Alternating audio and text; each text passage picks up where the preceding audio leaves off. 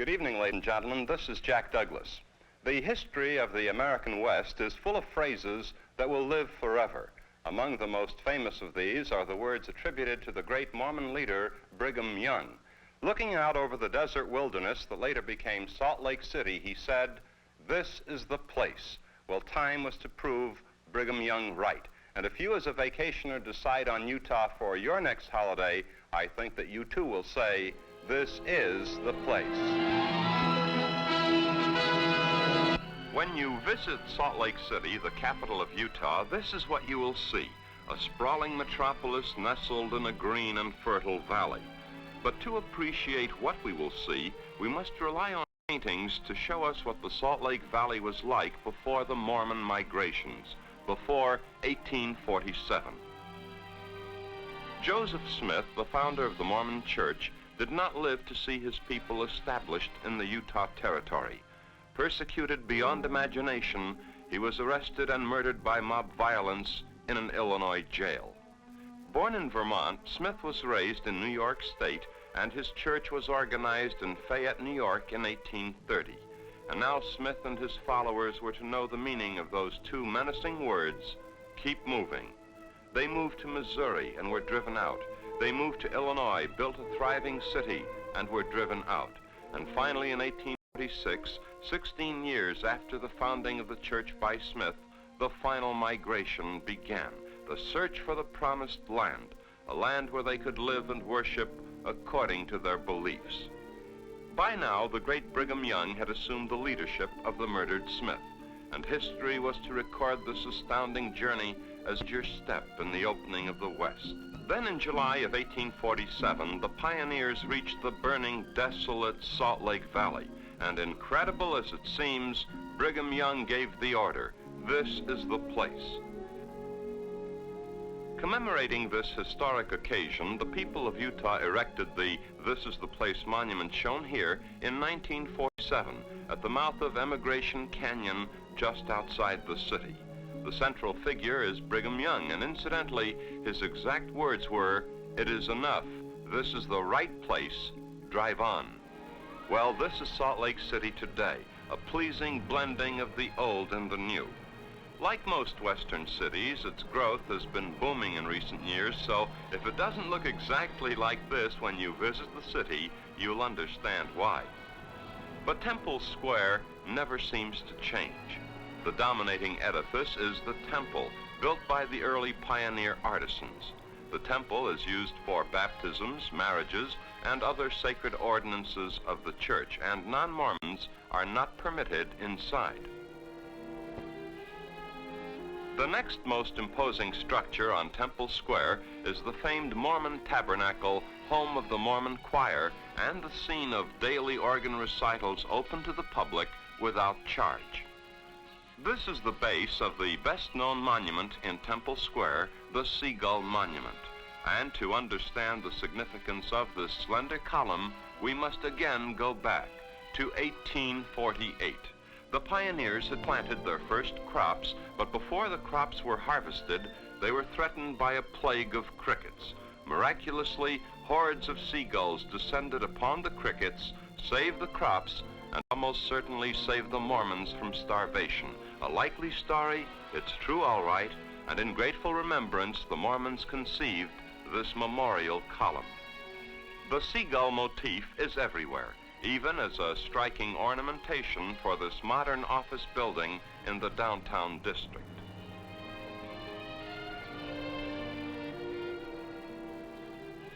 These sightseers are Mrs. John Beat, her daughter, Mrs. James Bridges, and her two daughters, all from White Marsh, Maryland. Salt Lake City has many well-groomed residential areas and thousands of attractive homes. But this is the most famous house in the city and the state, Brigham Young's Beehive house, built by Young a few years after the settlement in Salt Lake Valley. The Eagle Gateway, added a few years later, is adorned with the American eagle atop a beehive, the beehive being the state emblem of Utah. Beyond this ordinary gate, in the shade of trees that were not here during his lifetime, is the grave of Brigham Young. A prophet to his people, a statesman to the outside world, a rugged pioneer respected for his work in the Utah Territory. The simplicity of the grave site surprises most visitors, the majority of whom are not Mormons. And I'll admit I was surprised at seeing no immense statuary, no elaborate ornamentation to honor so great a historic figure, just an iron picket fence and an ordinary slab. And yet almost 100 years after Young's death, people from all over the world care enough to stop here and pay their respects.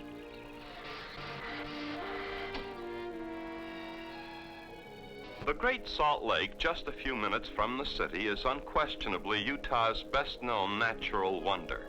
Now, the size of the lake varies with the water level, but it's estimated to average 1,500 square miles, much too big to explore in a matter of minutes. But we can take a few moments to join these typical Utah beauties on a short excursion ride aboard a colorful craft that the owner, Bob Silver, calls the Sea Monster of Sunset Beach. Well, the sea monster doesn't frighten anybody, but Bob admits that he's tired of being asked, "Yeah, man, but will it fly?" No, man, it won't fly, but it's right at home in water as on dry land.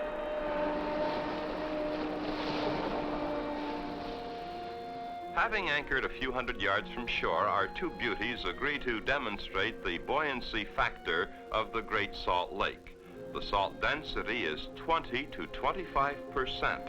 Second only to the Dead Sea in the entire world. And as a result of this heavy salt content, it's impossible for a swimmer to unwillingly sink. You don't even have to dog paddle or use your arms to float. Fact is, you can let your body go limp and read a magazine. Now, if you were to drop a hard-boiled egg in ocean water, the egg would sink. But here at the Great Salt Lake, the egg will float at the surface. Another attraction inside the city limits is Pioneer Village on Connors Street. Now, this village never really existed as such. It's actually a composite of what a pioneer village looked like in the Utah of 100 years ago. Daily, a team of oxen take visitors, mostly youngsters, for a ride in a covered wagon. It's not a smooth ride, even on level ground, but it demonstrates to these youngsters far better than words what it must have been like for pioneers to travel 500 or 1,000 miles in similar wagons. And the ride is so jarring that the youngsters don't even mind being summoned to school by an old-fashioned schoolmarm. The real covered wagons of pioneer days were quite large. They had to be, for they were literally houses on wheels. And you can almost hear these youngsters thinking aloud, "Gee, did people really live in those things for months and months and months?" Yes, son, they did indeed. The Pony Express is also represented here, and in the village square is an imposing statue, changing of the riders, dedicated to the men of one of the most unusual mail delivery systems the world has ever known. The Pony Express also had a way station at Camp Floyd in Fairfield, Utah, and the old Stagecoach Inn is well preserved, and the visitors that we see approaching it now are Mr. and Mrs. Don Reynolds of St. Joseph, Missouri. Well, here's what a real Stagecoach Inn looked like, a far cry from what we've seen in Hollywood and TV westerns. You'd never expect to see a spinning wheel in a Stagecoach Inn, but the hours in between stage arrivals were quite long, and the family of John Carson, the man who built the inn, could not afford to stay idle. Fresh rainwater was doled out from the rain barrel, and hot water for bathing and cooking boiled in this huge copper vat. And this was the community bathtub. Organ music and not dancing girls was just about the only entertainment at this authentic and historic Stagecoach Inn.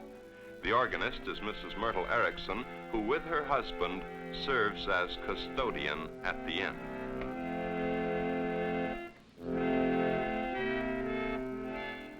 This today is all that remains of Camp Floyd in Fairfield. Yet in its heyday, this Army post was the largest military installation in America.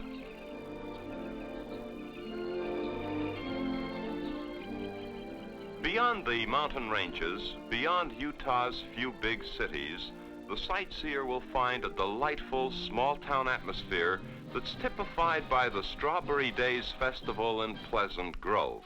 A gigantic parade, that's how the Chamber of Commerce advertised it, is merely the start of 3 days of carnivals, rodeos, and barbecues.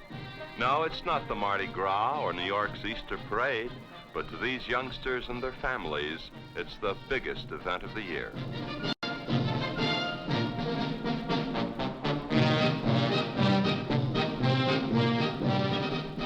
Being one of the judges is a good way to risk losing friends.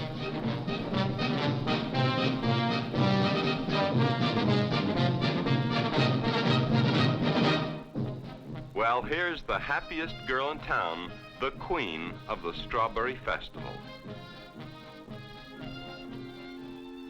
Utah is dotted with places like Pleasant Grove, farming hamlets mostly, farmers who work from sunup to sundown to force a sandy, reluctant soil to produce bountiful crops. But this kind of a life does have its complications. How many youngsters, for example, have a horse they can call their very own? And how many of us can look up and see skies splashed in color and flooded with rainbows? We look back at the central figure in this monument to Brigham Young and his far-sighted vision, his prophetic words, "This is the place." Apart from historic Salt Lake City, what does Utah offer the sightseer? Well, simply this. Quite probably it has more major, well-known national parks, call them monuments if you wish, than any other western state. For example, look closely at what appears to be a part of the Grand Canyon in Arizona, but it's not. This is Utah's Canyonlands country, a mighty gorge created by the San Juan River. Zion National Park in southern Utah covers an area of 147,000 acres. And once we're inside the entrance, Mother Nature becomes a show-off.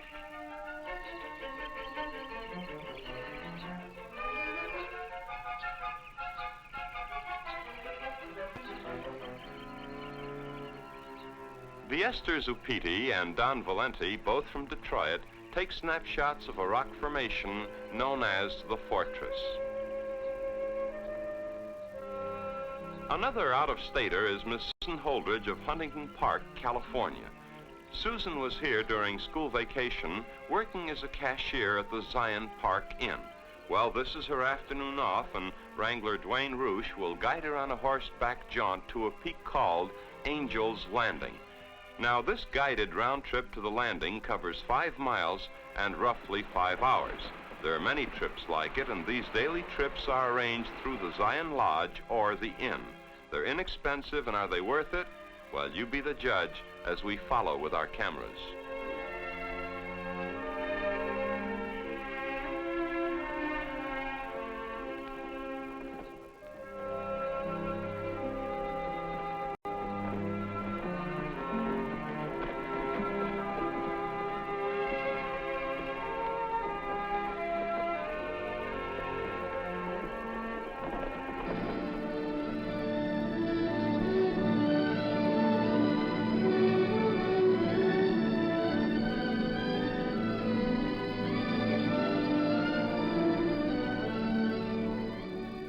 Looking at a rim of Provo Canyon near Provo, Utah, and from that structure at the peak, we look down on Bridal Veil Falls, the bridal veil of an Indian maiden who, on the night of her elopement, according to legend, was forced to leap to her death by braves of her own tribe. In addition to Bridal Veil Falls, there is a tramway, no, not just another skyride, but the steepest aerial tramway in the world, because from the highway to the canyon rim, you'll travel 1,753 feet in 3 minutes at a 45-degree angle. You have to try it to believe it. You know you're going up, but you wonder what stops the gondola from sliding back.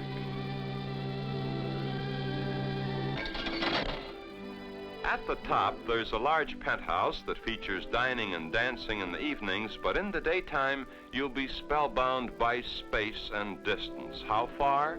Well, it's like being able to see Washington, D.C. from the top of the Empire State Building in New York.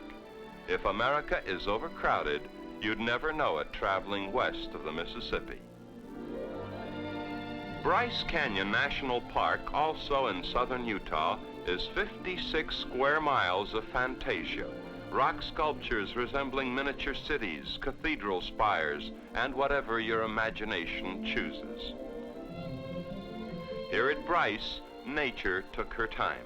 60 million years were needed to shape these formations and paint them in soft pink, red, orange, blended with touches of cream, lavender, and pale yellow.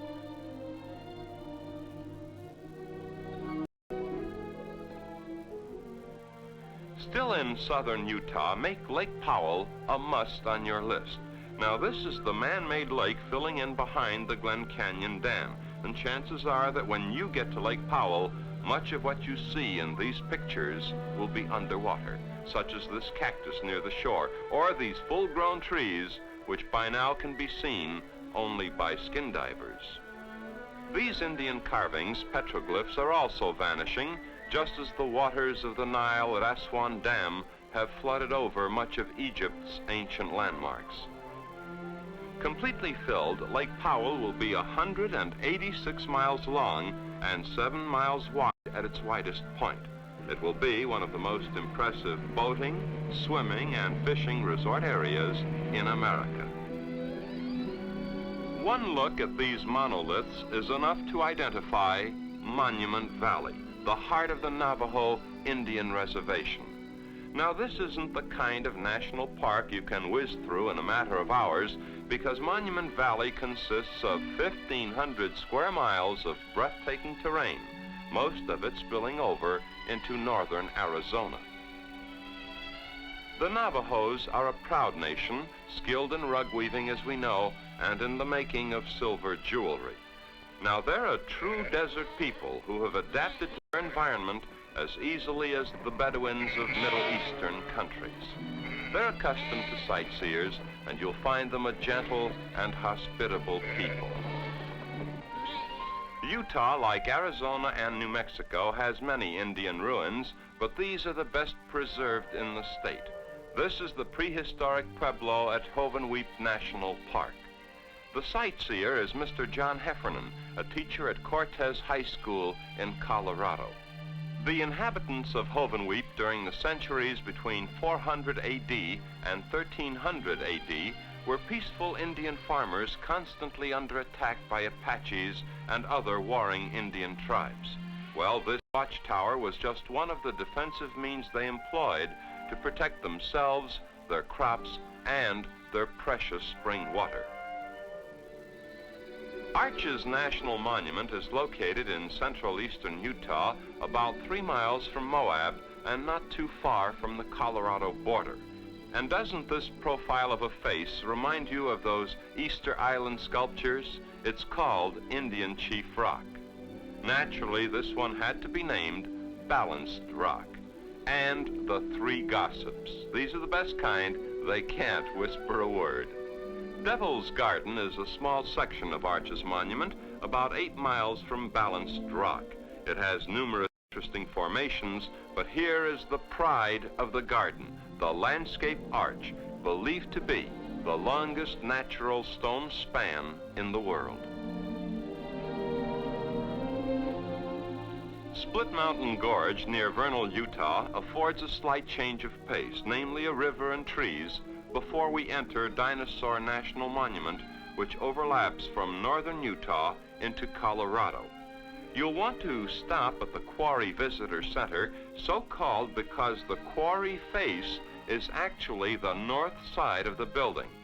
And here Dr. Theodore White, the museum geologist, is shown on the quarry wall pointing out the relief of a dinosaur skeleton embedded in the rock. It's doubtful if these skeletons could be carved out of the rock without damage, so the museum center has been built around the quarry, making it the only exhibit of its kind anywhere. Last year, 250,000 people visited here from all parts of the globe to study diagrams such as these, and then see the remains of giant beasts tens of millions of years old.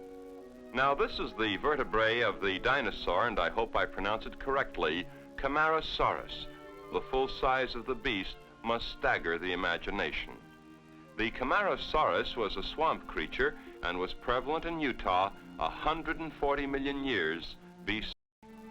This now is the skull and jawbone of the Allosaurus, a bloodthirsty creature that hunted the Camarasaurus. Well, dinosaurs and even the cares of present-day living are left behind when it's vacation time in Utah. The days are pleasantly warm, not hot, just warm, in the upper canyon altitudes, and you'll drive alongside one mountain spring after another. A few miles north of Provo, at the town of American Fork, you may want to explore the giant Timpanogos Cave, discovered as recently as 1921, although a smaller attached cave, known as Hanson's Cave, was first explored in 1887. The sightseers are Mr. and Mrs. Dennis Zabrowski of Portland, Oregon.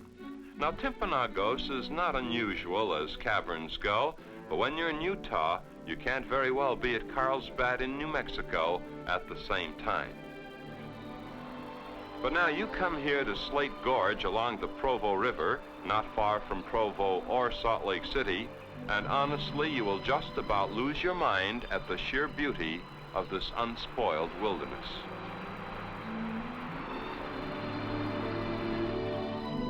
As late as June, even in July, the 12,000-foot Wasatch Mountain Range is still covered with a mantle of snow.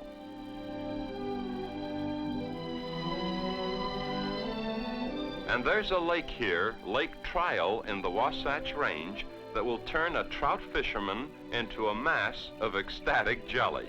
Man, these trout are not only willing, they're anxious. Now watch as Ken Lloyd of Sandy, Utah, actually toys with a Lake Trial trout.